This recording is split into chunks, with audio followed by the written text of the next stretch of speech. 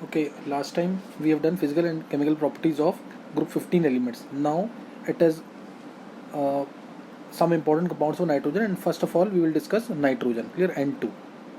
N2 को discuss करेंगे. पहले इसकी प्रिपरेशन क्या होगी वो नोट करेंगे. Preparation of nitrogen. तो फर्स्ट प्रिपरेशन इसकी है फ्रॉम अमोनियम नाइट्राइड. पहले की प्रिपरेशन किससे? अमोनियम नाइट्राइड से. एक्चुअल में अमोनियम नाइट्राइड मिलता है पहले NH4Cl प्लस NaNO2. इनकी रिएक्शन होगी, एक्वस फॉर्म में लेते हैं इनको. इनकी रिएक्शन होके NH4NO2 बनता है. NH4NO2 बन जाएगा पहले, और NH4NO2 प्लस NaCl अलग हो जाएगा. अब इसको जब हम हीट करते हैं NH4NO2 को, तो N2 प्लस 2H2 मिल जाता है. N2 plus 2H2. Clear? N2 plus 2H2 मिल जाएगा ये, और ये हमारा गैस फॉर्म में मिल जाता है N2. है ना, ये मिलेगा. तो ये NH4NO2 से रिप्रेशन है. अमोनियम नाइट्राइड कहते हैं इसको, अमोनियम नाइट्राइड. अमोनियम नाइट्रेट से भी मिल सकता है.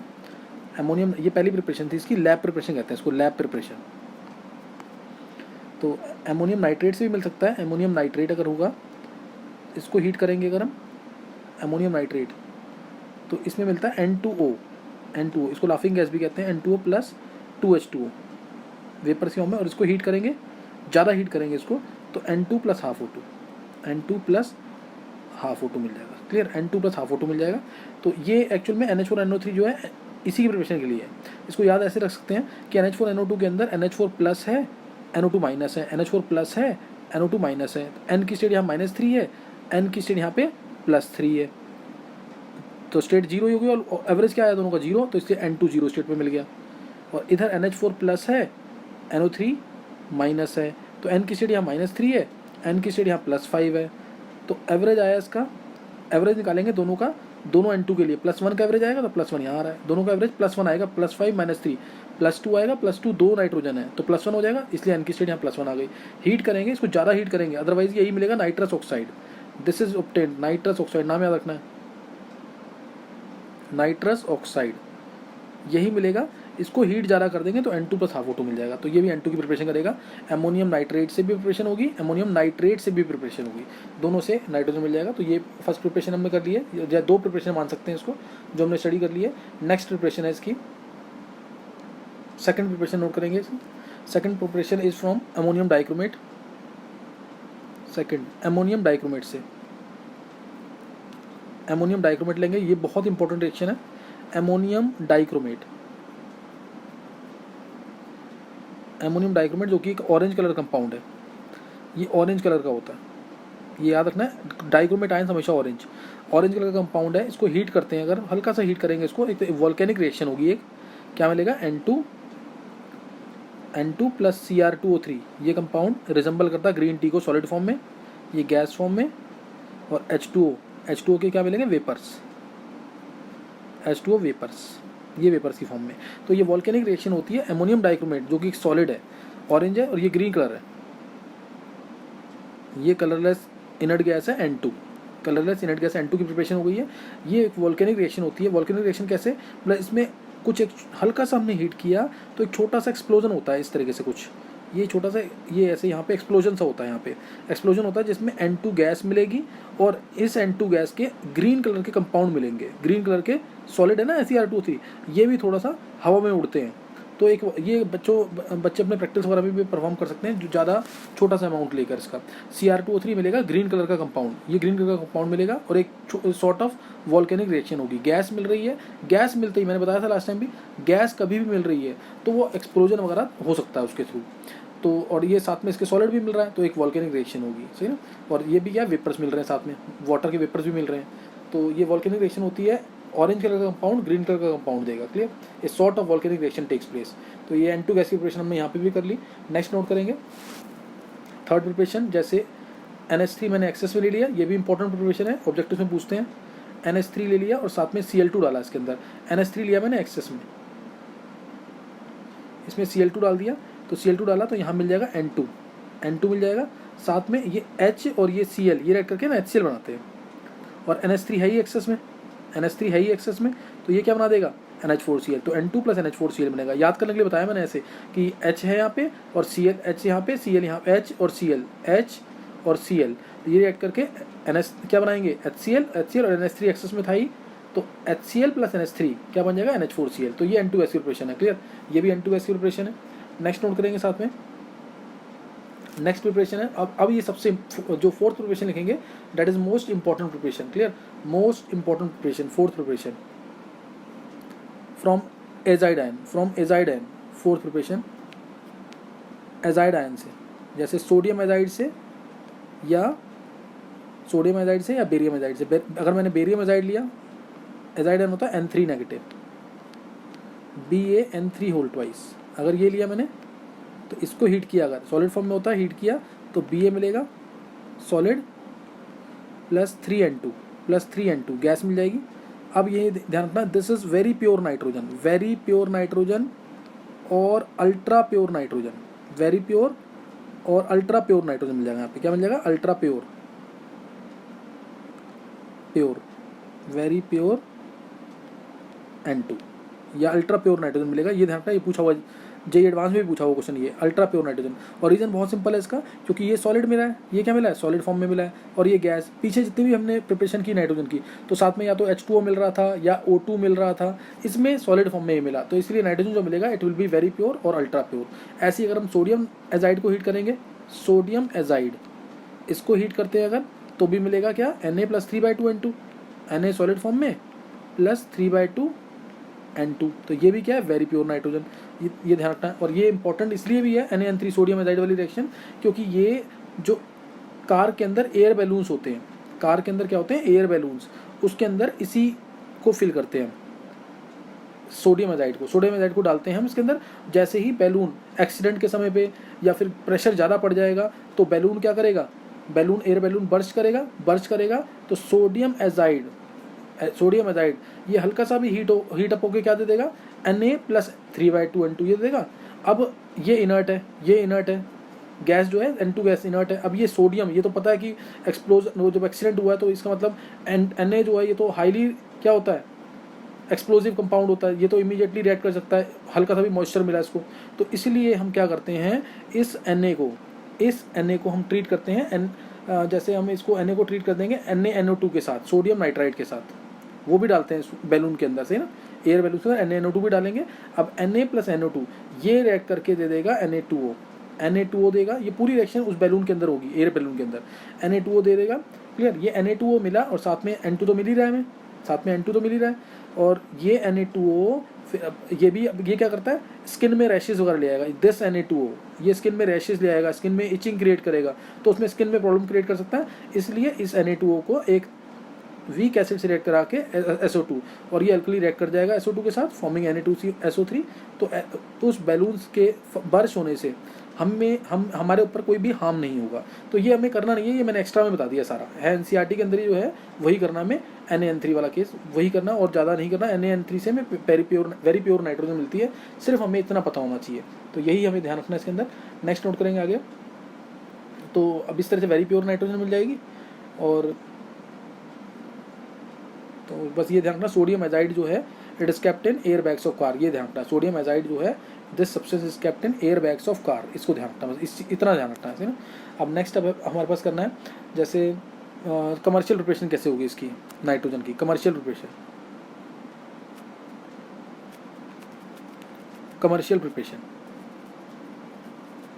तो कमर्शियल प्रिपरेशन होती है, एयर के अंदर नाइट्रोजन प्रेजेंट है, सबको पता है। एयर को क्या करेंगे, लिक्विफाई करेंगे।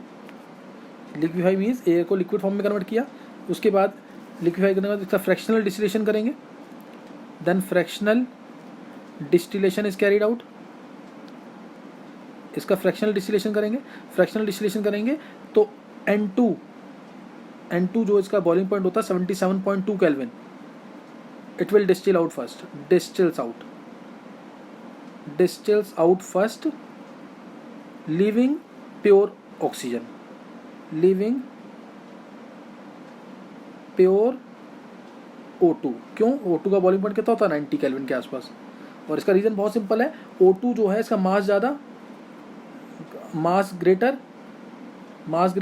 तो उसके अंदर वैन डेर वाल्स फोर्सेस क्या होंगे, स्ट्रॉन्ग होंगे, van der Waals forces high होंगे, इसलिए O2 distils out first. O2 क्या है, it will N2 will distil out first. Distil out means इसके जल्दी वेपर्स बन जाएंगे और O2 लिविंग बिहाइंड O2। तो एक तरह से हमने कमर्शियल प्रिपरेशन किसकी की, नाइट्रोजन की एज वेल एज O2 की, दोनों की हो गई है, ध्यान रखना यहीं पे। N2 with lesser boiling point will distil out first, leaving behind pure oxygen. तो ये इसके अंदर ध्यान रखना। O2 में क्या मास ज़्यादा था तो वैन डेर फोर्सेस स्ट्रॉन्ग होंगे, इसलिए इसका बॉइलिंग पॉइंट ज़्यादा होगा देन नाइट्रोजन। तो ये चीज़ ध्यान रखनी है इसके अंदर। ये हो गई इसकी कमर्शियल प्रिपरेशन। नेक्स्ट नोट करेंगे properties of nitrogen. Clear, properties of nitrogen.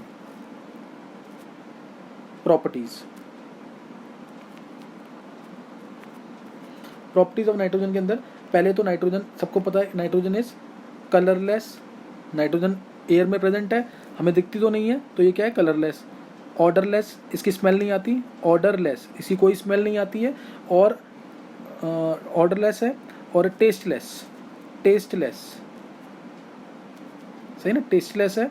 दूसरा नॉन टॉक्सिक है, नॉन टॉक्सिक गैस है। क्यों नॉन टॉक्सिक, क्योंकि एन ट्रिपल बॉन्ड है ना इसके अंदर, इसकी बॉन्ड एनर्जी क्या होगी, बहुत हाई, ट्रिपल बॉन्ड है, bond order is 3, bond strength very high, 3 bond को तोड़ना बहुत टफ है, बॉन्ड स्ट्रेंथ इसकी बहुत ज़्यादा होगी।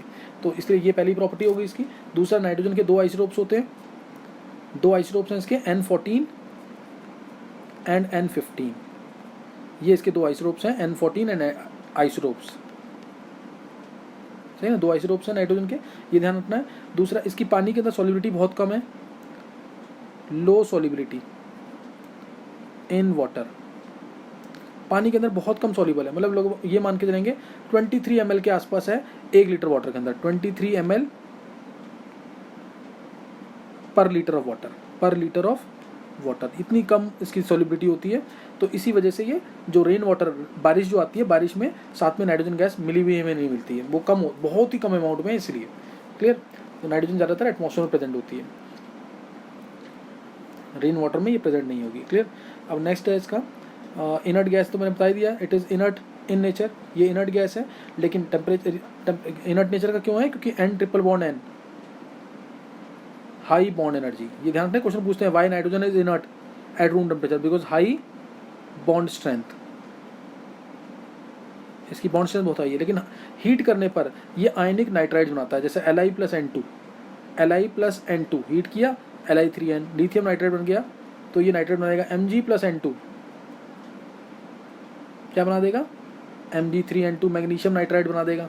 Ca प्लस N2, Ca3N2 बना देगा।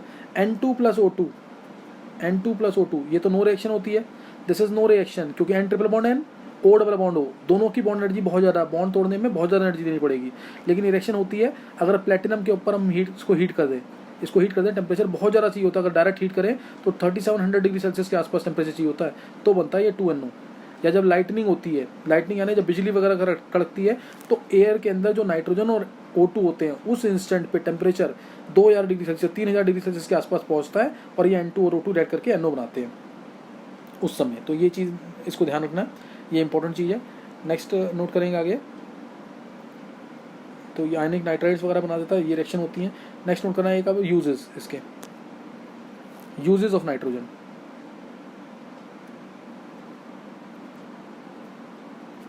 Uses of nitrogen, uses note करेंगे, तो जो इसके मेन यूजेस हैं, पहला तो इसने जो कंपाउंड्स बनाए, जैसे अमोनिया की मैन्युफैक्चरिंग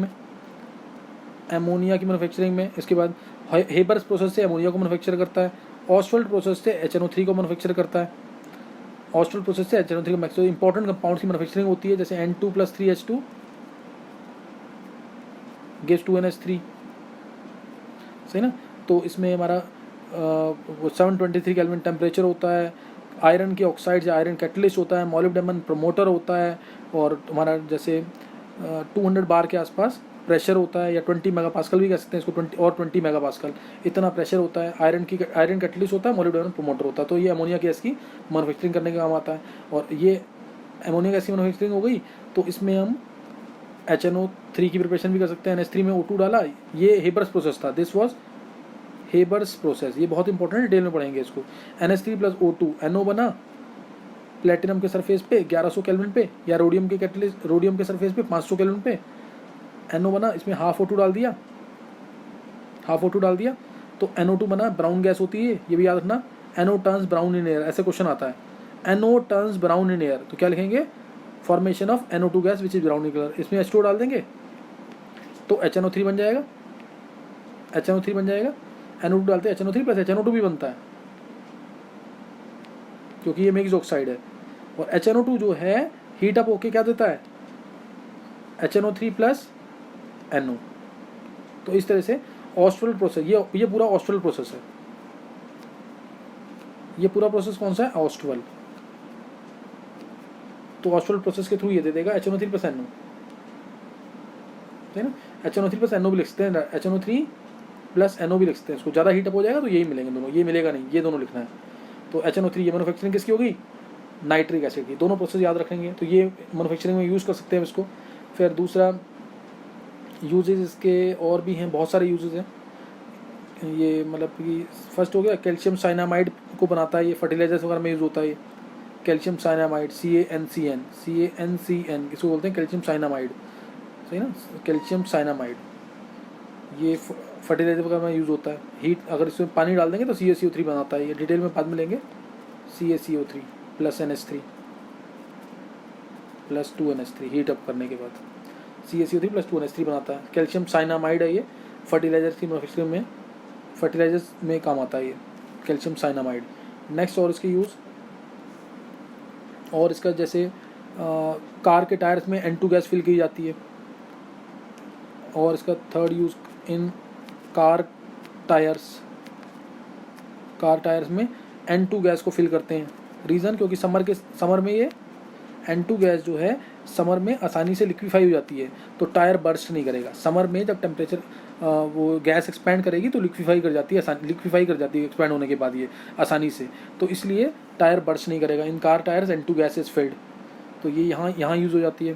फिर N2 को हम फोर्थ ये कहते हैं क्रायो सर्जरी में यूज़ करते हैं, फूड आइटम्स में यूज़ करते हैं, N2 इन फूड आइटम्स यूज़ करते हैं।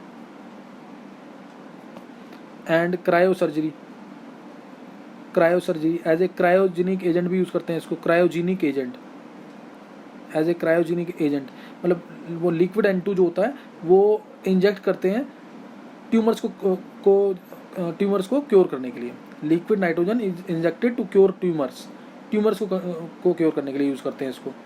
फिर इसके अलावा और यूजेस इसके N2 को, हाँ बहुत इंपॉर्टेंट यूज़ है इसका, N2 एज रेफ्रिजरेंट यूज़ करते हैं, एज ए रेफ्रिजरेंट। ये ट्यूब में भर देते हैं N2 गैस को, तो टेम्परेचर बहुत लो हो जाता है, तो इसको हम एज ए रेफ्रिजरेंट यूज़ कर सकते हैं, एज ए रेफ्रिजरेंट वगैरह यूज़ करते हैं। और ये टू प्रोवाइड इनर्ट एटमॉस्फेयर, किसी भी रिएक्शन में अगर इनर्ट एटमॉस्फेयर प्रोवाइड करना है, N ट्रिपल बॉन्ड N है, clear, N triple bond N है, तो इसकी बॉन्ड एनर्जी बहुत हाई है, तो ये टूटेगा तो है नहीं, तो to provide inert atmosphere in reaction, to provide inert atmosphere हम यूज़ कर सकते हैं N2 को, clear, it can be use to provide inert atmosphere. तो बस ये इसके इंपॉर्टेंट यूजेस हैं जो करने हैं हमें। नेक्स्ट और इसके अंदर कुछ क्वेश्चंस नोट डाउन कर सकते हैं, इसके अंदर इनसे रिलेटेड जो हमने टॉपिक पढ़ा है इनसे रिलेटेड कुछ क्वेश्चंस भी कर सकते हैं।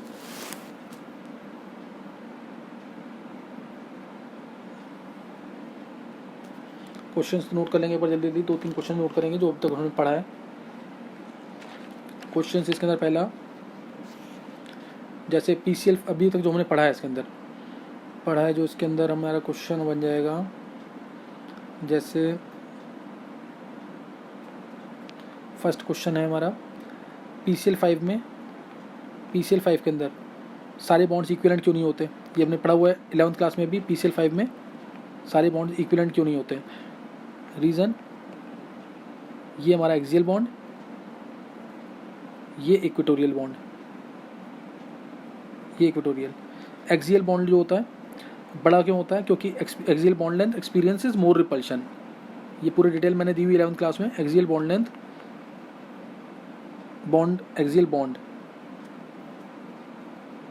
Axial bond experiences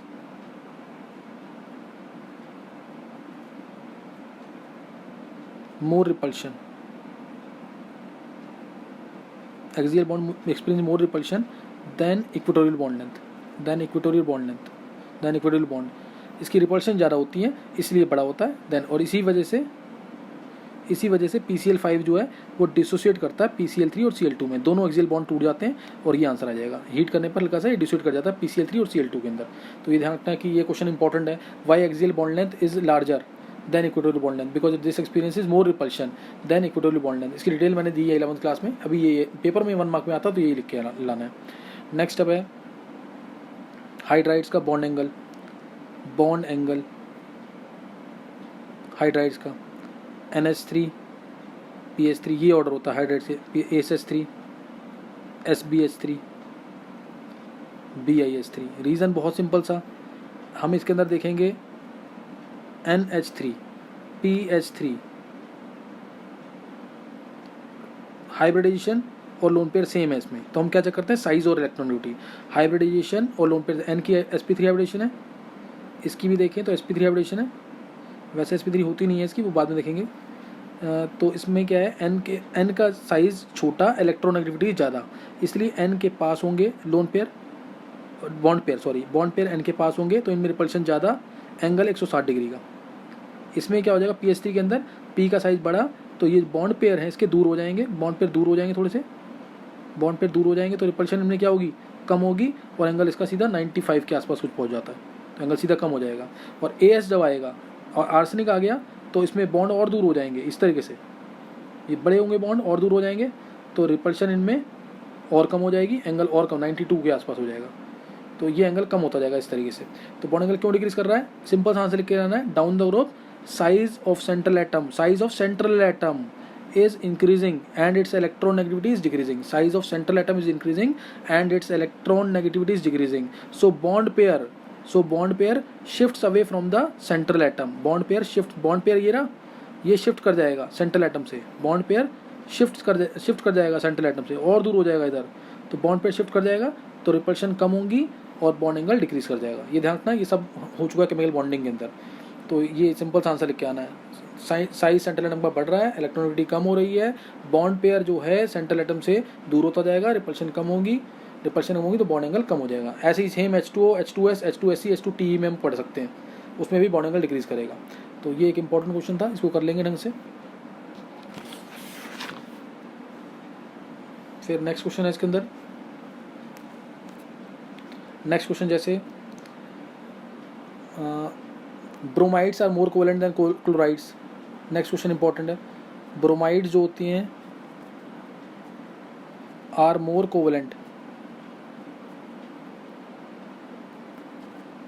covalent than chlorides. Covalent character किससे पता लगता है, ये मैंने लिखवाया, सॉल्यूशन क्या है इसका, ये लिखवाया हुआ है, जितना छोटा cation, smaller cation larger anion,